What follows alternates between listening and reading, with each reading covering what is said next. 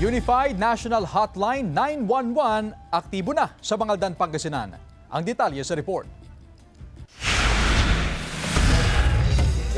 Formal nang ipinatutupad sa Bangaldan, Pangasinan ang paggamit ng Unified National Emergency Hotline 911. Layon ng hotline number na pag-isahin ang akses sa mga serbisyo ng pulis, bumbero, medikal at iba pa upang mapabilis ang pagresponde sa mga emergency case. Nakahanda na raw ang Bangaldan Police na tumanggap sa mga tawag anumang oras. Kabilang din sa paghahanda ng pulisya ang pagbuo ng 4 na Border Control Points o BCP sa 4 na boundary barangays upang masigurong may pulis na nakaabang at mabilis silang makapagresponde sa tawag. Dito po sa Bangaldan ay strategically kinalat po natin mga kapulisan sa mga border control points at talaga pong para po maabot namin yung 5 minutes response time.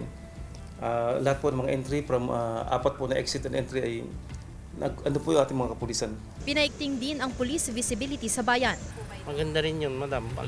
Halimbawa, pag may nangyaring disgrasya sa daan, mabilis.